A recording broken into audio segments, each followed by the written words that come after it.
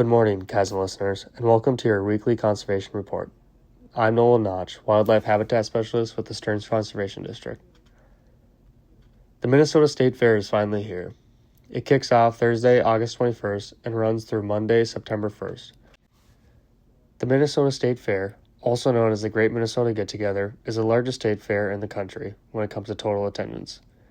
Each year, more than 2 million people walk through the gates, with crowds often topping over 100,000 daily. There is something for everyone. Livestock, art competitions, concerts, science exhibits, the annual Milk Run 5K, carnival rides, and of course, every kind of food that you can imagine on a stick. Conservation also has a strong presence at the fair too. The Department of Natural Resources Building and Park features a variety of conservation-minded booths. You'll find partners like the Conservation Corps of Minnesota and Iowa, the Great Lakes Indian Fish and Wildlife Commission, the International Wolf Center, the Minnesota Ornithologists Union, the Wildlife Center, and many more. These exhibits are open daily from 8 a.m. to 8 p.m., so be sure to stop by and learn something new. Now, let's talk about fall food plots. As the season begins to shift, it's time to start planning for a new, successful hunting season. A little strategy and a little luck can go a long way.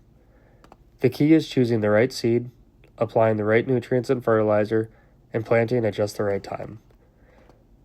Brassicas are among a favorite when it comes to white-tailed deer.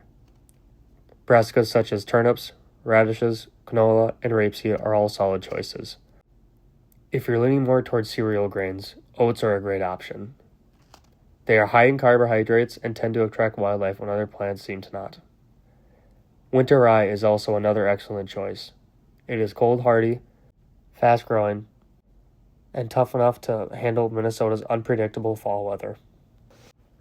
Site preparation is just as important. For perennial plots, mow clover and other forage low enough to let the sunlight reach the plants. As temperatures cool, clover will respond with fresh growth once it gets enough sunlight.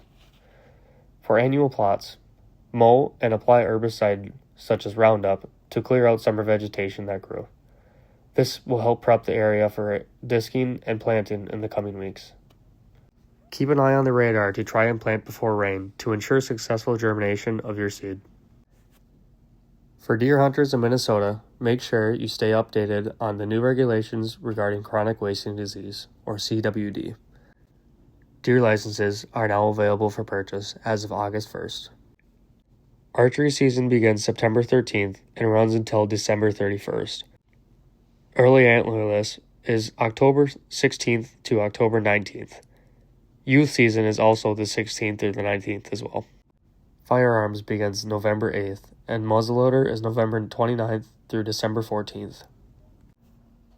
Hunters who hunt in zones with antlerless permit lotteries must purchase their license by September 4th to be entered in the lottery for their zone. Successful applicants are notified by mail, and permits are typically sent out around mid-October. Alternatively, you can check the Minnesota DNR website in mid-October to see if you were selected for a permit. Thank you for listening to your weekly conservation report, chasm listeners. Once again, I'm Nolan, Wildlife Habitat Specialist with the Stearns Conservation District. I hope everyone has a great week and weekend, and a successful hunting season.